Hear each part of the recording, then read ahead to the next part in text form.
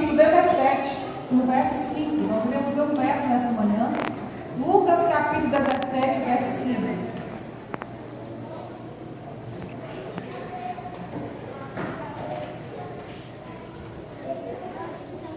Diz assim, olha: Então disseram os apóstolos ao Senhor: Aumenta-nos a fé. Respondeu-lhes o Senhor: Se tiverdes fé, como um grão de mostarda, direis a esta amoreira: Arranca-te e transplanta-te no mar, e ela vos obedecerá. Irmãos, desse texto que nós conseguimos extrair que a fé, ela aumenta, ela pode diminuir, ela pode ser mensurada, medida. E, na verdade, nós estamos vivendo em dias muito difíceis e desafiadores, especialmente com relação à educação dos nossos filhos, das nossas crianças, dos filhos da igreja. Eu queria ler aqui, Sara, o que diz no livro Educação, na parte 159, o que nós temos de inspiração, que diz o seguinte: a formação do caráter é a obra mais importante que já foi confiada a seres humanos. E nunca antes foi o seu diligente estudo tão importante como hoje. Jamais qualquer geração prévia teve de enfrentar transes tão momentosos. Nunca antes moços e moças foram defrontados por perigos tão grandes como hoje. Irmãos, nós vivemos, repito, uma atualidade com muitos desafios para educar crianças, jovens, adolescentes. Para formar esse caráter é muito desafiador. E atualmente, irmãos, na palestra a doutora mostra, nós temos tido muita evasão de jovens da igreja. Jovens que, quando eles atingem aí seus 16, 17 anos, eles saem da igreja. Filhos que cresceram na igreja, mas que quando atingem uma certa idade, eles abandonam a fé, eles abandonam a igreja. E em 2022, a divisão sul-americana, que é a nossa divisão, ela publicou um artigo seguinte: Por que se vão? O sincero clamor dos pais adventistas. Essa evasão, na verdade, segundo os estudos, ela começou nos países mais secularizados, na Europa, nos Estados Unidos, mas é algo que tem ganhado espaço em todos os países, em todos os povos. E a igreja, irmãos, a nível mundial, está muito preocupada com esse cenário: a evasão dos nossos jovens, o abandono da fé da igreja pelos nossos jovens. Tanto é que uma das 4 ênfases da divisão sul-americana para o próximo quadriênio é sobre o cuidado com as novas gerações, a manutenção das novas gerações. Irmãos, mas o que fazer para que o maior número de pessoas, de crentes, de crianças que estão crescendo da igreja permaneçam membros ativos da igreja? O que nós, enquanto pais, enquanto líderes, enquanto membros da igreja, enquanto comunidade, o que nós podemos fazer para que o maior número dos que estão crescendo na igreja permaneçam na igreja de forma ativa? E eu quero aqui, irmãos, nessa data especial hoje, que é o Dia da Criança Adventista, dizer para a igreja, dizer para os pais, dizer para a liderança, que tudo começa na infância. O carinho, o cuidado, a atenção que o bebê recebe desde o ventre da sua mãe irá repercutir por toda a vida. Para você que ainda não tem filhos, jovens casais, Lourdes? O cuidado, a atenção que o bebê recebe desde o ventre da sua mãe irá repercutir por toda a sua vida. Os gestos, irmãos, quem é mãe aí com menos tempo, assim, de eu, Cléo, que estamos aí no rol, Mariana, a gente sabe muito bem o que é levantar. Vocês também sabem, mas na nossa mente está mais fresca, né? Tem que levantar de madrugada, trocar a fralda do bebê, dar de mamar do bebê, colocar o bebê para rotar, colocar o bebê para mamar, e aí já passou uma hora, já passou duas, né? Todo esse gesto de carinho, de cuidado, de atenção, de amor, vai formando na mente da criança a imagem sobre Deus, sobre o sagrado, sobre o divino. E Tiana falou aqui hoje de manhã, mais cedo, eu vou repetir: nós, pais, somos a imagem de Deus para os nossos filhos. A imagem de Deus, ela se origina, irmãos, não é quando eles estão adultos, não. A imagem de Deus para os nossos filhos, ele se origina no período, sabe quando? De 0 a 3 anos de idade. É a visão que terão de Deus para toda a vida. É nessa fase de 0 a 3 anos de idade que a criança aprende sobre o amor, sobre a obediência, sobre a confiança nos pais.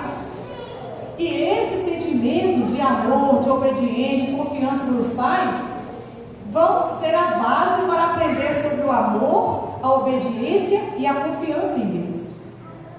O próximo slide está na orientação da criança, é um livro que eu estou lendo pela segunda vez, é um livro que eu sugiro que cada mãe e cada pai devia ler. Quem quer ter filho, Romário, viu? Leia o livro Orientação da Criança. Página 194 fala o seguinte, ó: o fundamento é posto nos primeiros 3 anos. Mães, estáis certas de que disciplinais devidamente vossos filhos durante os seus 3 primeiros anos de vida. Não lhe permitais tornar suas vontades e desejos. A mãe deve ser mente para os filhos. Os 3 primeiros anos são o tempo para vergar o pequenino rebento. As mães devem compreender a importância desse período. É aí que é posto o fundamento. O próximo slide continua dizendo o seguinte, que na página 81. É vosso trabalho inculcar nos filhos, nos seus mais tenros anos, o pensamento de que são formados à imagem de Deus. Cristo veio a este mundo para lhes dar um exemplo vivo do que todos eles deveriam ser. E os pais que pretendem crer na verdade para esse tempo devem ensinar os filhos a amar a Deus e a obedecer a sua lei. Esse é o maior e mais importante trabalho que os pais e mães podem fazer. Né, Estevão? Queridos, aí você me pergunta, viu, Léo? Como é que um bebê aprende sobre amor e obediência? Quando nós estabelecemos rotina para os nossos bebês, estão aprendendo sobre amor e obediência. O bebê, a criança, tem que ter hora para dormir, tem que ter hora para acordar, tem que ter hora para comer, tem que ter hora para brincar, hora para tomar banho. Porque se você deixar a criança, querido, sem rotina, pode crer que ela vai se tornar uma criança desobediente. Como é que ela aprende sobre o amor? Página 496, orientação da criança, diz o seguinte: o amor a Jesus, a confiança, o descanso, a segurança, são todas qualidades que estão de acordo com a natureza da criança. Logo, uma criança pode amar a mãe e nela confiar. Então pode amar a Jesus e nele confiar, como sendo amigo de sua mãe. Jesus será o seu amigo, amado e honrado. Se a criança aprende a amar a mãe e a confiar na mãe, e se reconhecer Jesus como amigo da sua mãe, essa criança vai também aprender a amar a quem? Amar a Jesus. Queridos, estudos demonstram que crianças de 5 meses sabem discernir entre o bem e o mal, entre gentileza e crueldade. Sabia disso? A doutora Thalita, na palestra que eu li, de um psicólogo evolucionista, ele faz lá no Canadá, ele faz experiências com crianças. E ele chegou a essa conclusão, de que crianças com 5 meses de idade sabem discernir entre o bem e o mal, sabem discernir entre gentileza e crueldade. Ele diz que se o bebê ficar sem orientação, ele naturalmente vai escolher o mal. assim, olha, a antropologia, a filosofia, as teorias de desenvolvimento não conseguem explicar isso. Talvez a teologia consiga explicar. E alguns podem pensar assim, gente, mas a criança de 0 a 3 anos não entende nada. Para que gastar com lição de escola sabatina? Para que gastar tempo fazendo culto? Para que gastar tempo? Porque a criança dessa idade não aprende nada. Olha só, é nessa fase de 0 a 3 anos que as conexões cerebrais elas estão se formando, sabe? E é nessa fase que estão mais aptos a aprender. Então termina essa fase dizendo para as mamães aí do rol do berço, viu, Cleo, Cleide, da Deia, vovozinha do rol, cantem com seus filhos. Contem lições sem muitos detalhes, porque eles não vão ficar muito tempo prestando atenção. Ensine eles a agradecer por aquilo que é concreto. Pelo papai Júnior, pela mamãe Cleo, pelo vovô Batista, pela irmãzinha Belinha, pela maçã, pela pera, pelo brinquedinho tal. Ajude a criança a agradecer de forma concreta. E ela vai crescendo, desenvolvendo o amor por Deus e pelas coisas espirituais. Quando a criança ela vai crescendo e chega a idade aí de 3 a 5 anos, é uma fase de muita fantasia, você não sabe disso. É uma fase de muita imaginação. E os pais são aqueles heróis, né, Lu? E nessa fase, irmãos, precisamos ter muito cuidado, sabe com o quê? Com as nossas palavras e com o que nós apresentamos aos nossos filhos. Imagens de terror, de destruição, frases do tipo assim, olha, criança não gosta, aliás, Jesus não gosta de criança que corre na igreja. Quantas vezes nós falamos isso, não é verdade? Jesus não gosta de criança que faz o mal. Jesus não gosta de criança que não dá o brinquedo para o coleguinha. Nós colocamos na cabeça da criança que Jesus não gosta de pessoas assim, assim e assim, não é verdade? Nós temos que mudar o nosso discurso. Se você ama Jesus, você vai dividir o seu brinquedo com o seu colega. Se você ama Jesus, você vai dividir o seu lanche com o seu colega. Se você ama Jesus, você não vai ficar correndo na igreja. Não vai ficar conversando. É um trabalho difícil, desafiador, mas é assim, é preciso que faça assim, irmãos. Outro detalhe, irmãos, nós temos que ter cuidado de não ensinar valores cristãos usando fábulas, animais que falam, por exemplo. Porque se a criança cresce e percebe que uma tartaruga não fala, a Arca de Noé pode ser uma coisa fabulosa para ela. Então, usar símbolos, podemos. Outro dia eu contei a historinha aqui usando os símbolos dos copinhos, representando Jesus e representando os 10 leprosos. Mas não dizer que o copo fala. Entenderam a diferença entre símbolo e fábula, né?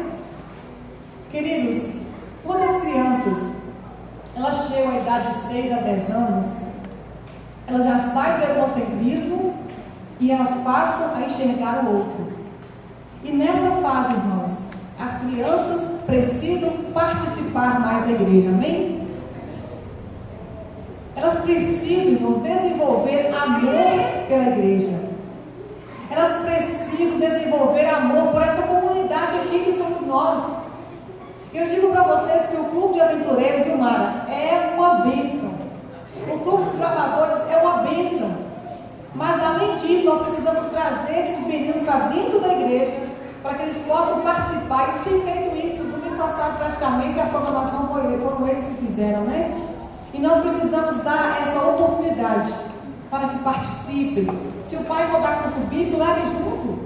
Se for fazer uma visita missionária, peça seu filho para orar junto. Envolva ele na missão, envolva ele na ação, para que ele se sinta participativo. Porque a fé da criança se desenvolve na medida que a fé dos pais é desenvolvida. Se o seu filho vê você lendo a Bíblia, estudando a lição da escola sabatina, fazendo a sua devoção pessoal, além do culto, a devoção pessoal, você está lá no seu cantinho, lendo a Bíblia, estudando a lição. Quando chegar, irmãos, 9, 10 anos, o seu filho vai sozinho pegar a Bíblia, a lição e vai começar a estudar. Sabe por quê?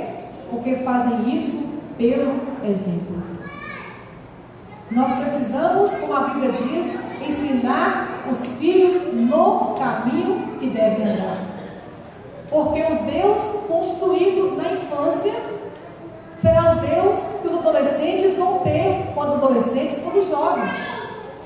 Se você apresentou um Deus amoroso, se você apresentou um Deus bondoso, se você realmente demonstrou que você tem intimidade com Jesus, um Deus íntimo, é essa a ideia de Deus que o seu filho adolescente, que os teus filhos vão ter quando crescerem.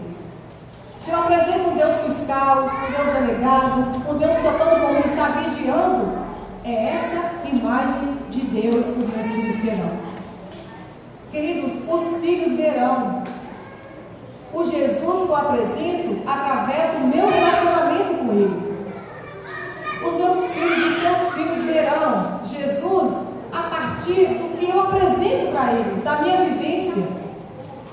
Eu quero chamar a atenção para os irmãos aqui, não apenas para os pais, mas para todos nós. A forma como você trata a liderança da igreja, como você fala do pastor, do irmão fulano, do irmão ciclano, como você vê a igreja, como você apresenta a igreja para os seus filhos, é a forma como eles construirão a imagem da liderança da igreja. Se você sai daqui, entra no carro e começa a falar, nossa, mas a Hernanda falou nada a ver naquela igreja hoje. Nada a ver o que ela falou. Aí você chega em casa, coloca a mesa ali, começa a colocar gosto ruim no sermão que foi dito, na música que foi cantada, na saia da irmã que estava não sei o quê, no sapato que estava não sei o quê. Se você começa a ficar contando, irmão fulano, irmão ciclano, a igreja assim, a igreja assada, os seus filhos começam a ouvir. Essa é a imagem que terão da igreja. Eu pergunto para você, que respeito nossos filhos terão pela autoridade da igreja? Se eu falo mal do pastor, do irmão, do ancião, da pessoa que canta, que imagem de igreja nossos filhos terão se eu estou sempre falando mal dos meus irmãos, da comunidade que eu vivo e que eu participo? Irmão, nós precisamos rever as nossas palavras, porque as nossas palavras elas têm poder. Então, se você quiser fazer um comentário mal feito, não faça na presença dos seus filhos. Pelo menos isso. Para que eles não cresçam com a mente deturpada, envenenada por esse tipo de conceito. Sabe, irmãos, quando as crianças elas crescem e passam aí na fase dos 11 para 16 anos, é a fase dos desbravadores, é a pré-adolescência. Irmãos, se você estudar um pouquinho mais, você vai ver que nessa fase os hormônios estão à flor da pele. Tem dia que está chorando, triste, abatido, tem dia que está rindo demais, não é verdade? Tem dia que está naquela deprê, né? Mas tem dia que está feliz da vida. Hormônios que aumentam, hormônio que diminui, aquela confusão. Irmãos, e é nessa fase que nós precisamos ter muito cuidado com os nossos juvenis, com os nossos adolescentes. Sabe por quê? Porque nessa fase, irmãos, eles começam a idealizar a igreja ideal, o líder ideal, o pastor ideal, a profissão ideal. E nessa fase os nossos líderes, Juninho, Jeane, os anciãos da igreja, todos que estão diretamente, envolvidos com essa classe aí, Mônica, Leite, tem um papel fundamental. Porque nessa fase o líder é o herói dessa criança. E eles acham que o líder tem que ser perfeito. Eles não aceitam muito imperfeição, não. Eles acham que o líder tem que ser perfeito. Eu vou dizer uma coisa para vocês, irmãos. Nós precisamos, especialmente nessa fase, ter muita coerência naquilo que nós falamos e naquilo que nós fazemos. Se você conversar com uma criança, com um jovem que saiu da igreja, eu já conversei com vários, uma palavra-chave que eles usam, sabe qual é? Hipocrisia. Pode conversar com aqueles que saem da igreja. Uma palavra-chave que eles usam é hipocrisia. Você disse, ah não, mas tem que estar ninguém por causa de Jesus. Mas que tipo de Jesus foi apresentado para eles? Como é que Jesus foi apresentado para eles? Sabe, irmãos, não tente mostrar para o seu adolescente, para o seu juvenil, que você é perfeito, porque você não é. Mas se você demonstrar com muita sinceridade e humildade que eu, como líder da igreja, eu tenho minhas lutas, eu tenho minhas falhas, eu sou imperfeita, eu também erro. Se eu conseguir passar isso para o meu adolescente, para o meu jovem, para o meu juvenil, que eu também tenho as minhas quedas, que assim como ele, eu sou uma pessoa que tem problemas. Ele vai, irmãos, compreender isso, e mesmo com a minha imperfeição, ele vai achar que eu sou uma heroína. Mas se eu tentar abraçar para ele que eu sou perfeita, que eu sou santa, e que isso e aquilo outro, o primeiro deslize que eu der, olha, tá vendo? Acha que é santo, acha que é isso, acha que é aquilo, é o que está fazendo. Me corrige porque eu estou fazendo isso, mas está fazendo coisa pior. É o que eu mais ouço dos nossos adolescentes. Fulano falou isso e isso, eu estava fazendo isso e isso, mas ele fez isso e isso muito pior. Então não tente achar que somos perfeitos, que somos, sabe, intocáveis, não. Demonstre com muita sinceridade e humildade que você também erra, que você também é falho, mas que Cristo é o nosso modelo, é o nosso exemplo, a quem nós devemos seguir.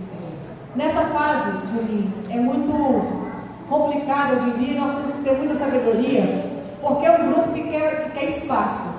Tem muitas dúvidas, muitas opiniões, muitas ideias, e nós precisamos dar esse espaço para eles. Mas tem uma coisa, irmãos, temos que deixar claro para essa turminha o que está escrito hoje na palavra de Deus, porque eles vão vir com muitas teorias, com muitas ideias, porque a fase aqui, ó, que o pai e a mãe não é mais o locus de autoridade deles, não. O locus de autoridade aqui são os amigos, e nós precisamos, com muita sabedoria divina, dizer para eles: assim diz o Senhor. Irmãos, muitos jovens e adolescentes que cresceram na igreja deixaram as fileiras, e você pensa assim: nossa, mas os irmãos de fulano saíram da igreja, os irmãos de ciclano saíram da igreja, os filhos de ciclano saíram da igreja. Eu quero dizer para você hoje, que é líder da igreja, que é membro da igreja, não foram os filhos de fulano que saíram da igreja, foram os nossos filhos que saíram da igreja, foram os filhos da igreja que abandonaram a fé. E eu digo mais para você, irmãos, será que nós, como líderes da igreja, será que nós, como membros da igreja, cuidamos bem das nossas crianças? Cuidamos bem dos nossos adolescentes? Cuidamos bem dos nossos jovens? Porque o pai e a mãe podem ter feito o seu trabalho, sua missão, mas eles viram incoerência daquilo que o pai falou e daquilo que a igreja é. O pai disse que a igreja é muito boa, que a igreja é isso, que é para lá que nós devemos ir, mas quando o menino e a menina chegam na igreja, não vê nada disso. Às vezes você olha passando rabo de olho para a criança, às vezes a forma como você fala com o adolescente. Irmãos, eu quero fazer um apelo aqui hoje. Quando você olhar para uma criança, olhe para essa criança com ternura. Quando você for falar com uma criança, fale com essa criança com ternura. Quando você vê alguma criança correndo pelo meio da igreja, bagunçando, fazendo alguma coisa que nós entendemos que não é bom, tenha paciência, sabedoria, amor e ternura para se dirigir para essa criança. Se você tiver que corrigir um juvenil, um adolescente, faça isso, mas sabe como? Da forma que ela possa ouvir e entender tanto amor nas suas palavras, que ela de fato queira mudar de vida. O irmão fulano falou comigo, eu cheguei a chorar. É isso que nós temos que saber. O irmão fulano me corrigiu, mas eu senti tanto Deus nele que eu cheguei a chorar. Eu sei que eu preciso mudar mesmo. Porque, irmãos, não são os filhos do irmão Hélio que saem da igreja, não são os nossos filhos que saem da igreja. Olha, nós precisamos, irmãos, como líderes da igreja, dar testemunho, sermos coerentes no que nós falamos e no que nós pregamos. Porque esses meninos que estão crescendo se tornam muito críticos. E eles veem uma distância muito grande entre o que nós falamos e o que nós vivemos. E você pensa assim, nossa, Fernanda, mas e eu que não tive oportunidade de ouvir isso, e meus filhos já cresceram, e agora? Irmãos, Deus não leva em conta o tempo da ignorância. Nós vemos que muitos meninos têm se convertido, muitos adolescentes, famílias inteiras têm se batizado na igreja, porque Deus é um Deus bom. Mas hoje nós temos a oportunidade e a missão de fazer diferente. Porque os filhos que cresceram no mundo é de um jeito, mas os filhos que cresceram na igreja é de outro jeito, é outro contexto, é outro momento, é outra história. Nós não precisamos achar que os que cresceram de lá que estão vindo para cá é os mesmos que vai daqui ficar aqui. Porque aqueles que estão vindo de lá para cá tiveram um encontro pessoal com Jesus. Mas infelizmente, irmãos, muitos dos nossos filhos que estão crescendo na igreja nunca tiveram uma experiência pessoal com Jesus. Não conhecem a Jesus, nunca estudaram a lição da escola sabatina, não pegam a Bíblia para ler, não tiveram um encontro com Jesus, não sabem de forma pessoal o que é ser salvo. E nós, como igreja, irmãos, como pais, nós precisamos nos preocupar com essa nova geração. E eu vou dizer por que nós devemos nos preocupar, irmãos. Coloque para nós. Deixa eu ver se é esse slide aí, Israel. Quando os seres celestes virem que os homens não mais têm permissão de apresentar a verdade, o Espírito de Deus virá sobre as crianças, e elas farão na proclamação da verdade um trabalho que os obreiros mais idosos não podem fazer, pois seus passos estão entravados. São as novas gerações que terminarão a obra do Evangelho, amém? Irmãos, Satanás sabe disso. Eu queria que você abrisse a sua vida em Romanos 12, 2. Romanos 12, 2. E não vos conformeis com esse século, mas transformai-vos pela renovação da vossa mente, para que experimenteis qual seja a boa, agradável e perfeita vontade de Deus. Irmãos, finalizando aqui as palavras dessa manhã, eu quero dizer para vocês que as crianças não são o futuro, não, elas são o presente da igreja. E o nosso inimigo, ele está investindo pesado na mente das nossas crianças, dos nossos jovens, dos nossos adolescentes. Eu sei que eu já errei muito lá para cá, e se eu pudesse voltar muitas coisas eu faria diferente, porque especialistas alertam que até os 3 anos as crianças não deveriam estar expostas a telas. Isso aqui é um outro sermão, infelizmente não vou ter tempo de falar, mas depois com outra oportunidade eu quero pregar só sobre isso, mas eu vou dar uma pincelada aqui. Sabe por quê? Porque as telas, elas mexem com a estrutura do cérebro. E o especialista diz o seguinte, é ingenuidade pensar que devemos cuidar apenas em selecionar informações. Porque tem pais que falam assim, não, mas eu vou lá, coloco o desenho bíblico para eles, eu seleciono as informações. O problema não está na informação. O problema está, sabe onde, Belinha? Na forma que a informação ela é repassada. São informações rápidas, superficiais, fragmentadas e que mexem muito com a forma de você se comunicar com o outro. As telas fazem com que nós, adultos e crianças, especialmente as nossas crianças, irmãos, elas percam a capacidade contemplativa, de pensamento, de concentração. O cérebro fica ansioso, fica inquieto, fica distraído. E o que nós mais temos hoje, irmãos, são adolescentes e crianças ansiosas, depressivas, com déficit de atenção, por causa da superestimulação atrás das mídias. Os fatores genéticos também contribuem.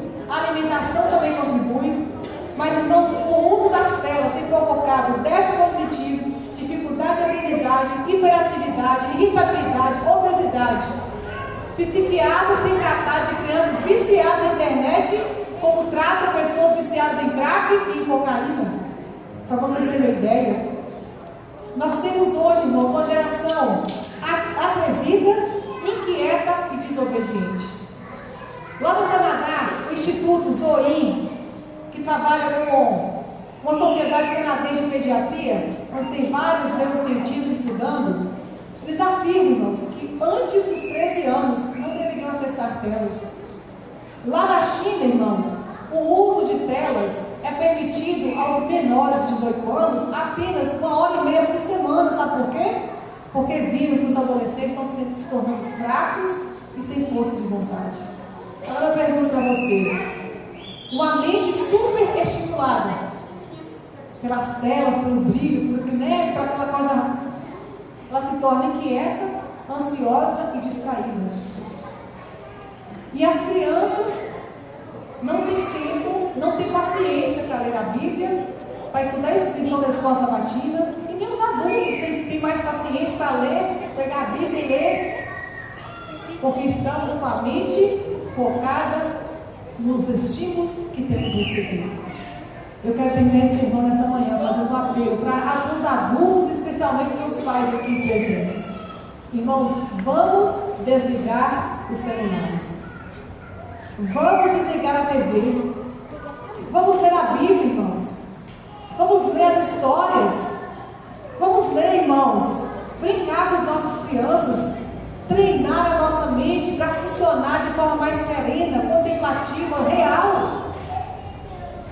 A Bíblia diz que a nossa mente tem que ser renovada, irmãos, para que nós possamos experimentar qual seja a boa, agradável e perfeita vontade de Deus. Mas essa mente, irmãos, superestimulada, não tem condições de aprender qual seja a boa, perfeita, agradável vontade de Deus. Estamos matando, irmãos, os nossos filhos. Lá em casa essa semana eu tomei uma atitude. Coloquei rotina e tirei o celular.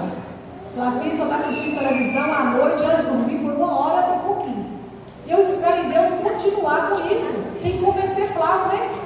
Eu tenho que convencer Flávio, porque eu acho que muita coisa da minha cabeça não é fácil, não, irmãos. Mas Deus vai nos ajudar. Irmãos, eu não estou aqui para dar lição de moral em ninguém, porque meus filhos vão crescer. E eu não sou perfeita também não. Mas eu estou aprendendo pela graça de Deus e quero ser melhor, amém? Eu queria que você saísse daqui com esse pensamento. Estamos aqui para aprender, para ser melhor em nome de Jesus. E eles vão crescer. Eles têm 2 anos, eles têm 8 anos, eles vão crescer.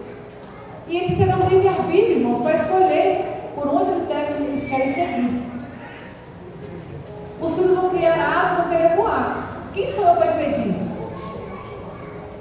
Mas, irmãos, hoje eu não posso, como mãe, negligenciar a minha função, a minha missão, que é, viu, Cléo, de ensinar e orientar de forma correta o caminho que os meus filhos devem seguir. O amanhã é o amanhã. Ela perdeu Caim. Eu posso perder isso para o mundo, mas eu não quero que isso aconteça. Eu oro todos os dias, mas isso pode acontecer. Mas o que eu posso fazer hoje é a minha parte. O que você pode fazer hoje é a sua parte. Que Deus te abençoe, amém? Que Deus abençoe os vovós, as vovós, os papais, as mamães. Que Deus abençoe essa igreja para que possamos cuidar bem dos filhos que são também nossos filhos. Que possamos cuidar bem dos jovens que são os nossos jovens, dos adolescentes que são os nossos adolescentes, irmãos. Que possamos preocupar com as novas gerações.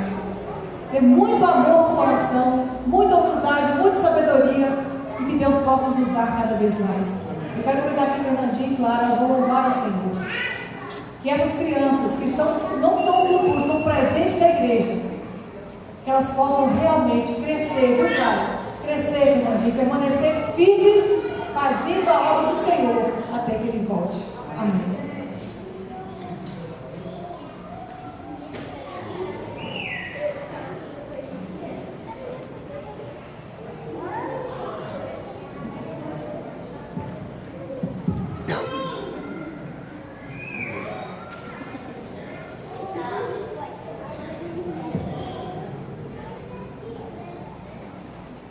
Bom dia.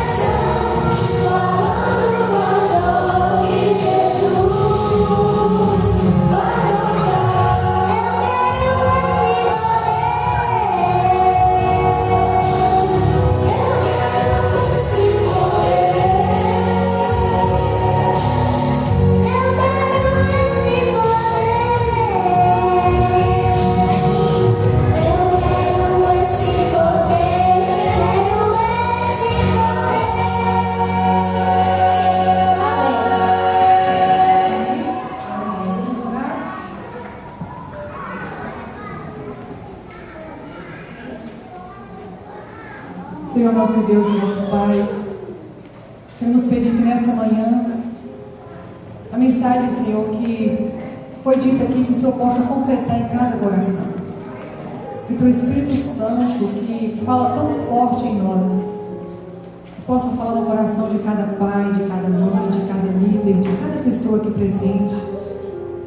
Que possamos, ó Deus, ser instrumentos Teus para sermos a Tua imagem para as nossas crianças, para os nossos adolescentes, para os nossos jovens, para que possam ficar firmes na tua presença até que o Senhor volte.